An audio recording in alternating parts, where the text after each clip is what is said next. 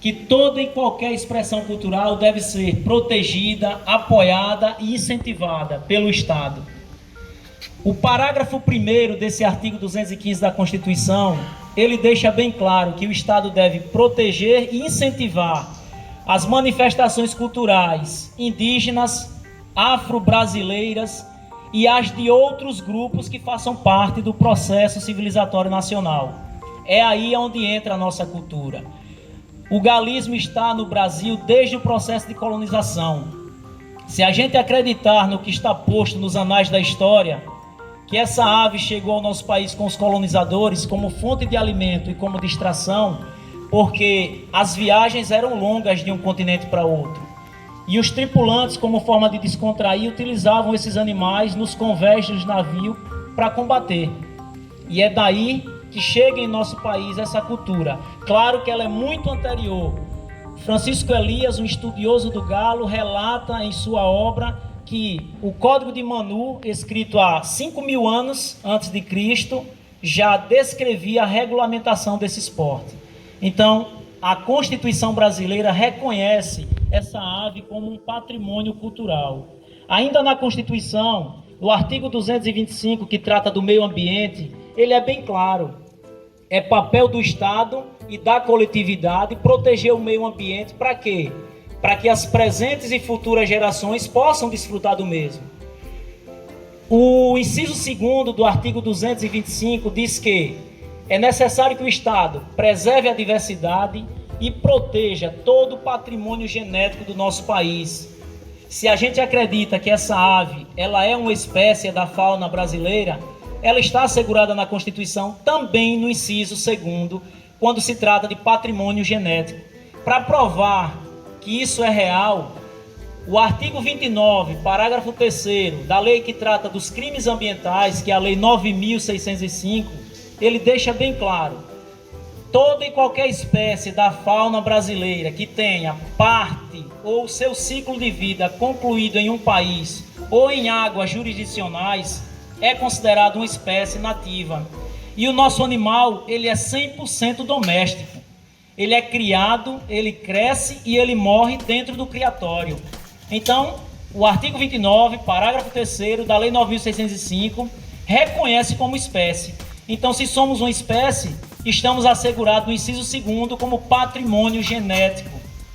Existe também o inciso 7º, que fala sobre proteger a fauna e a flora, vedado na forma da lei as práticas que coloquem em extinção a espécie ou submetam as mesmas à crueldade ou maus tratos. Senhores, nós não somos cruéis, e próximo ao encerramento da minha fala eu vou provar que nós não somos cruéis. Nós somos os principais preservadores. Quem diz isso não é Luiz Alberto, são os pesquisadores da área animal, a exemplo dos biólogos, que reconhecem a espécie e a prática como uma manutenção de manter os animais o mais próximo possível dos seus ancestrais. Então vocês vejam, quem de fato coloca a nossa espécie em extinção? Somos nós criadores ou os órgãos de fiscalização e controle que não cumprem o que preconiza a lei e a Constituição quando sacrifica todos os animais?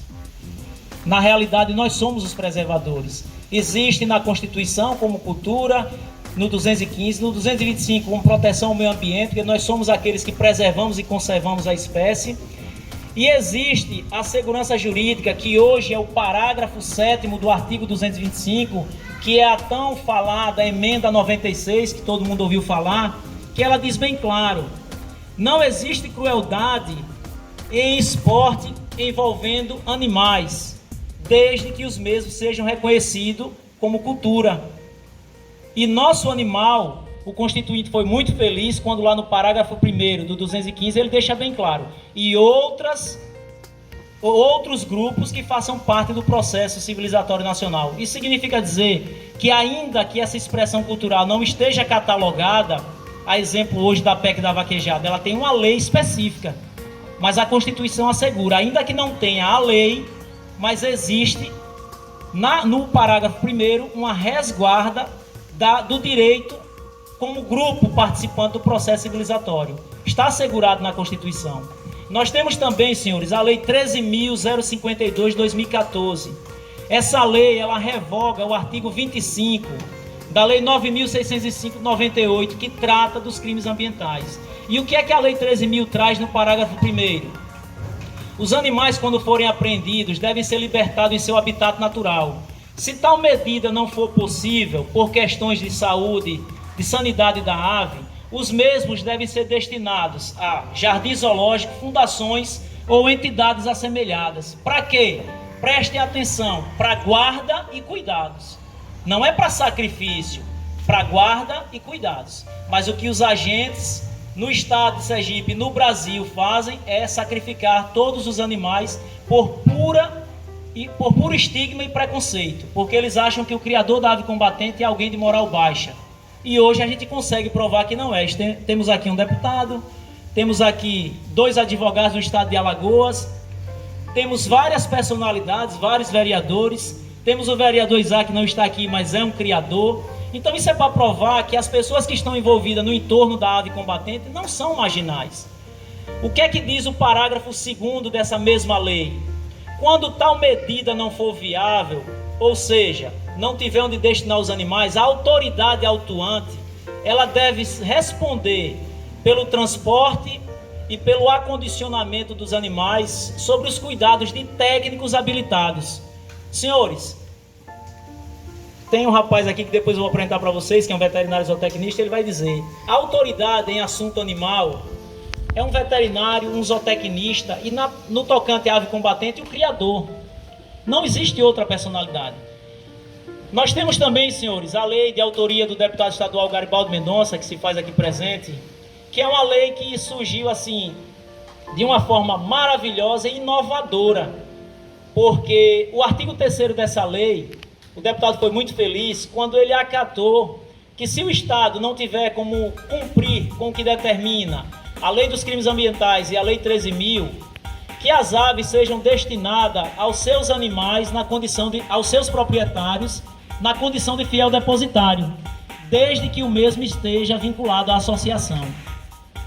Para a felicidade do deputado, eu fazendo uma pesquisa, descobri que a lei 103, 113 e 105, que é o Código de Processo Civil, no artigo 840, ele diz que é possível sim, que o executado pode deixar o animal com o executor, desde que seja difícil remoção ou você não tenha como receber. Então, se o Estado não tem como receber, o próprio Código de Processo Penal garante ao criador a condição de fiel depositário e não de sacrificar as aves. E a gente percebe uma total inobservância em todas essas leis. Veja que eu já citei o artigo 215 e o 225, inciso 2º, inciso 7º, parágrafo 7º. A Lei 13.052 e a Lei Estadual 8.657. Mas ainda assim, no estado de Sergipe, os órgãos de fiscalização e controle insistem descumprindo o que preconiza todo esse ordenamento jurídico. É inadmissível que a gente conviva com essa realidade. E um dos gestos desse momento é poder levar essa informação para vocês, políticos, que serão, no momento oportuno, a voz do criador em defesa dessa cultura. Então, o que a gente espera é que as lideranças que estão vinculadas ao galismo possam, de fato, compreender que nós não estamos à margem da sociedade, nós não ferimos a lei, e o que a gente busca é apenas resguardar o que está posto na Constituição. Eu irei encerrar deixando uma fala para os criadores. Ontem, eu fazendo uma leitura, encontrei um pensamento que cai muito bem para a nossa realidade no momento. Amigo, senhores, é aquele que ama o que você ama e rejeita o que você rejeita. O galista, ele jamais pode ser amigo daquele que odeia o que ele ama. Obrigado.